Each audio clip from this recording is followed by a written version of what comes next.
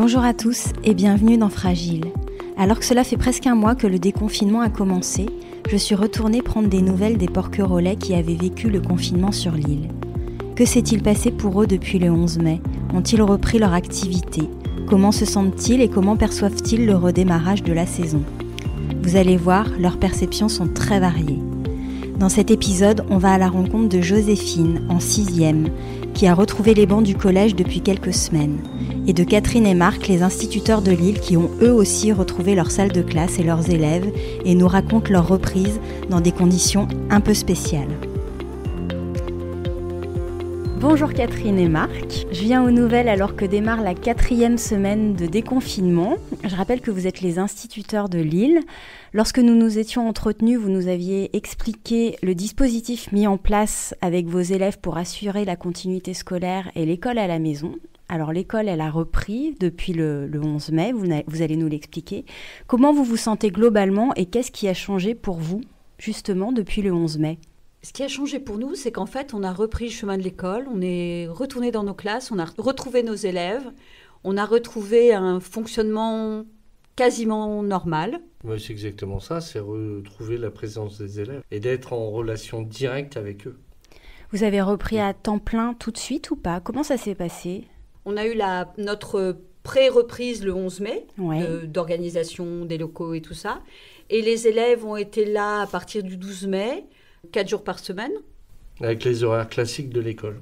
D'accord, ok. Donc ça, c'est une particularité de Porquerolles. Peut-être que dans d'autres villages, c'est le cas aussi. Mais qu'est-ce qui a permis justement que vous puissiez repartir à 4 jours sur 4, alors que dans d'autres villes, on est sur des alternances en fait. Les enfants vont 2 jours à l'école et continuent l'école à la maison. Le fait, c'est qu'en termes de capacité d'accueil, qui est limitée à 15 en primaire et 10 en maternelle, on pouvait accueillir la totalité des enfants de l'école.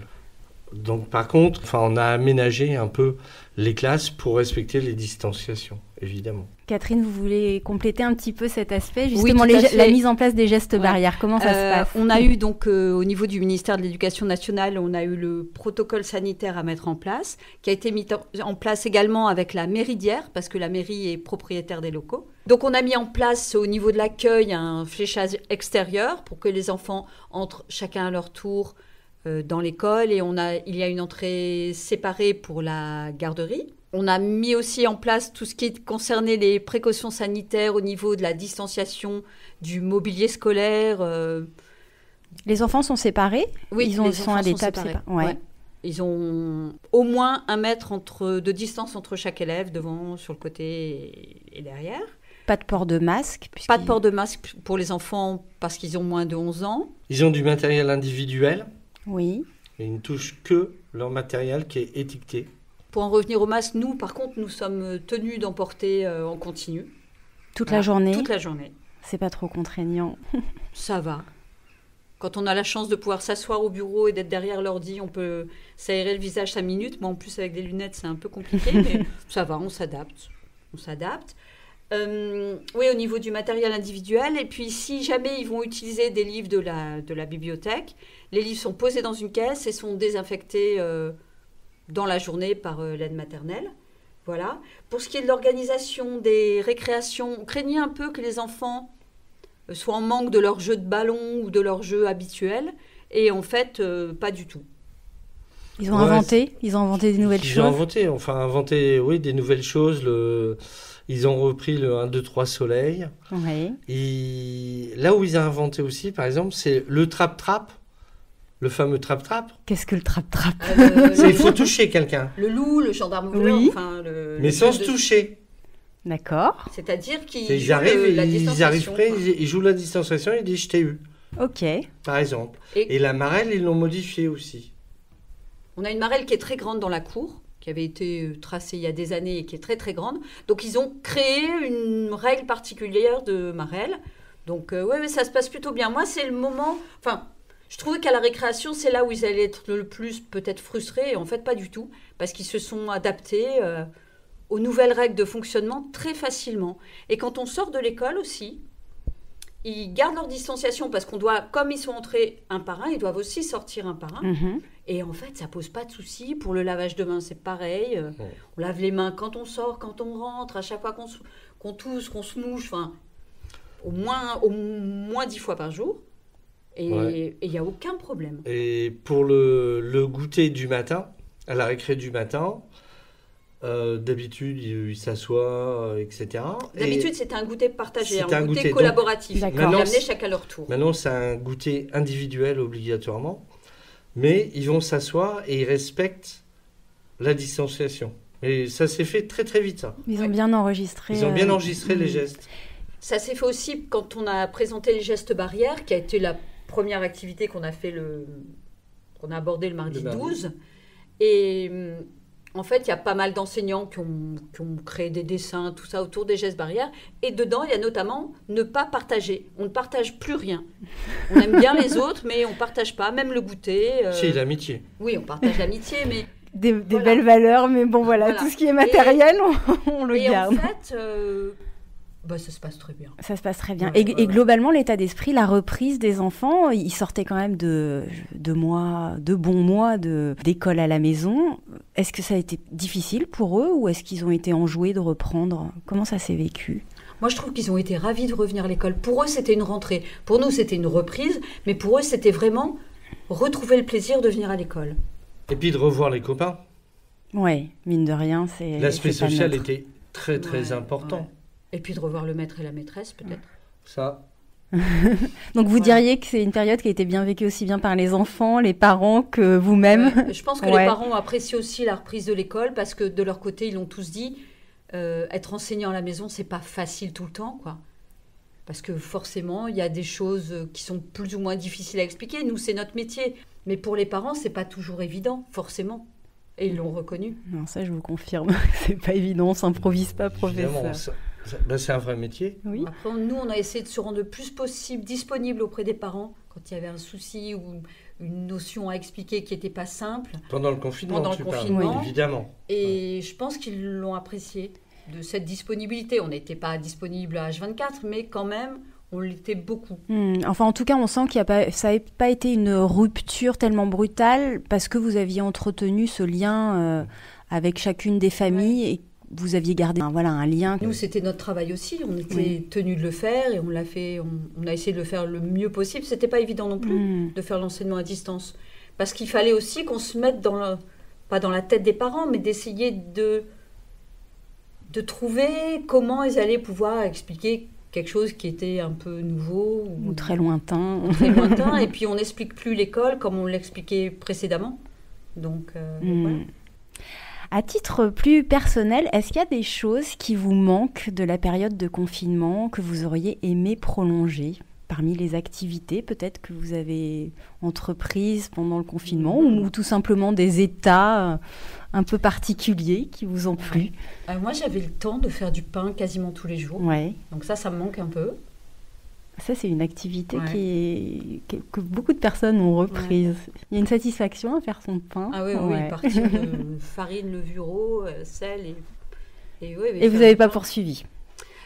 C'est-à-dire que ça prend du temps quand même, parce qu'il faut le laisser lever, il faut préchauffer le four, le faire cuire, avoir le temps de le déguster aussi. Donc, voilà. Après, qu'est-ce qui me manque?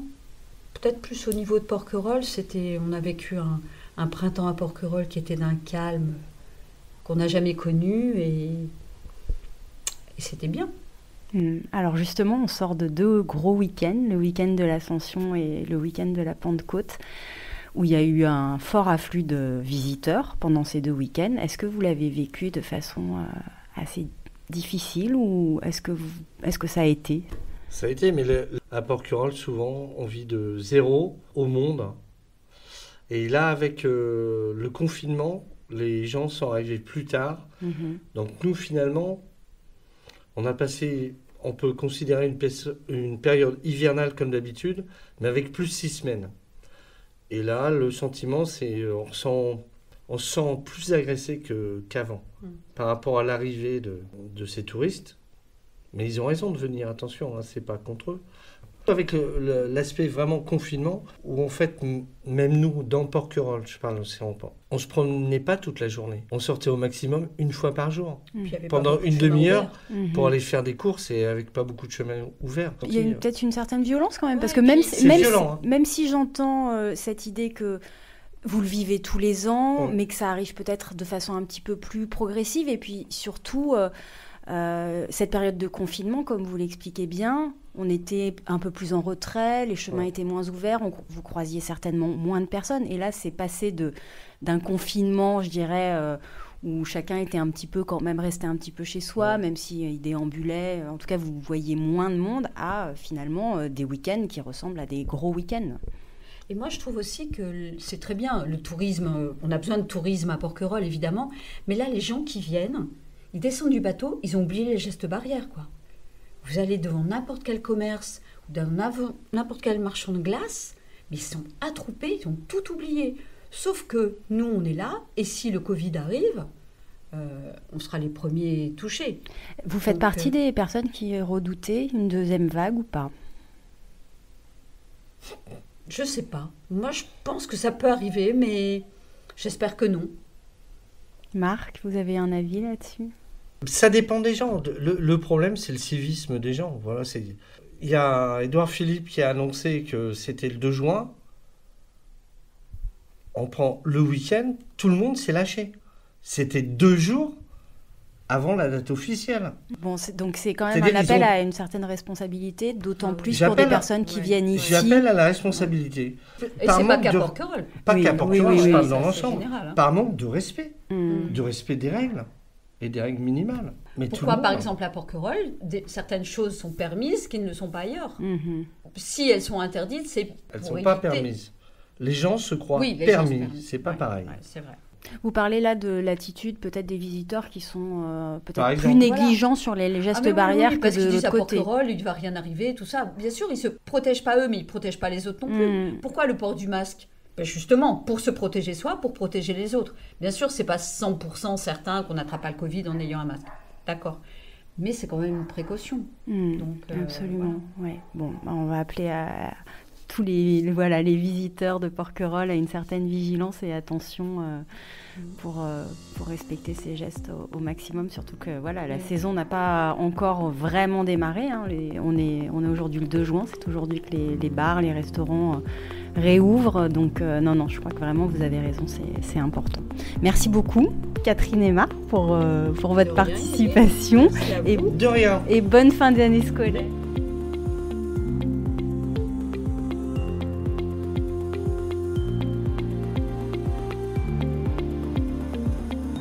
Bonjour Joséphine. Bonjour. Viens aux nouvelles alors que l'on va démarrer notre 4e semaine de déconfinement. Alors pour rappel, Joséphine, tu es en 6e et tu as repris l'école 2 jours par semaine depuis maintenant une quinzaine de jours, je crois. Comment tu te sens et comment s'est passée la reprise à l'école ? La reprise était compliquée par rapport à ce que j'imaginais. Sinon, ça va. Mais il y a juste ma meilleure amie qui n'a pas repris, donc ça c'est un peu énervant. T'as apprécié quand même de retrouver tes autres copains ? Oui.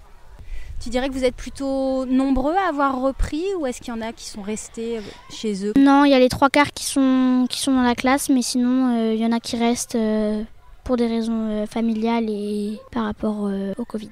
Est-ce que la mise en place des gestes barrières à l'école, ça a été compliqué ? Non, parce qu'ils n'ont pas fait de trop gros rappels dessus.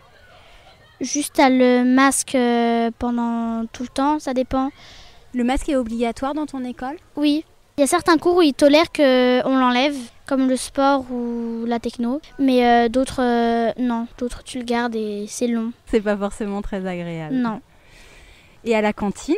Tu manges à la cantine, j'imagine que tu restes toute la journée ? Oui. Ouais. Comment ça s'est passé à la cantine ? La première semaine, c'était très très dur parce que on était tous dans le même sens, impartables dans le même sens. Tu prenais pas ton plateau, ni tes couverts, ni ton verre, tout était à ta place. Tu te servais juste ton assiette et dès que tu avais besoin d'un truc, tu levais la main, ils venaient te servir, ils avaient les visières, le masque, c'était horrible. Un peu futuriste quand même comme ambiance. Oui. Tous dans un vaisseau spatial. Oui, c'est ça. Maintenant, tu poursuis l'école à la maison 2 jours par semaine, 2 jours à l'école, en vrai. tu dirais que tu préfères quoi ? L'école à l'école, parce que des fois, t'oublies des trucs à faire et ça s'accumule. Ou des fois, tu sais pas qu'il y a un truc et quand tu rentres à l'école, et ils te disent « Ah, c'est pas bien, tu l'as pas fait ». Alors que tu savais même pas qu'il existait, le devoir. Ou... C'est surtout l'organisation du coup pour l'école à la maison qui est compliquée. Oui, mais depuis la reprise, ils en donnent moins qu'avant le confinement total. Tu veux dire les devoirs ? Oui. Ils donnent moins de devoirs qu'avant ? Oui. Enfin, on n'a pas les cours à refaire, on a juste des devoirs pour réviser, mais voilà. Qu'est-ce que tu as préféré pour la reprise ? Qu'est-ce qui t'a fait plaisir ? De revoir les profs et de rentrer en cours parce que je n'aimais pas l'école à la maison. De retrouver l'ambiance de l'école, quoi. Tout simplement. Oui. Est-ce qu'il y a des choses qui, par contre, te manquent de cette période de confinement ? Est-ce qu'il y a des choses dont tu te dis « Oh, c'était chouette, finalement ». Ouais, le temps, j'avais beaucoup plus de temps pour moi et je sais pas, je me levais beaucoup plus tard et je me couchais plus tard aussi, mais j'avais beaucoup plus de temps pour moi. Parce que les journées sont longues, j'imagine. Tu pars à quelle heure le matin Je me lève à 6h10 pour prendre le bateau de 7h. Ouais. Et je rentre par le bateau de 17h30 de la Tour Fondue. Ouais, donc ça te fait quand même des grandes journées. Oui. Donc ça, c'est peut-être ce qui te manque le plus. Oui. Les visiteurs sont revenus depuis le week-end dernier sur l'île. Oui. On les a vus revenir en masse, parce que c'est le week-end de l'Ascension, là c'est le week-end de la Pentecôte. Comment tu sens que ça s'est vécu sur l'île, toi personnellement ? Qu'est-ce que ça t'a fait ? Parce que vous avez vécu quand même une période où il n'y avait vraiment personne sur l'île. Est-ce que ça a été brutal pour toi ? Un peu, oui. Surtout quand tu passes en bateau devant la Courtade, c'était presque catastrophique. On n'est pas encore à la saison et on se croit en plein été. C'était brutal.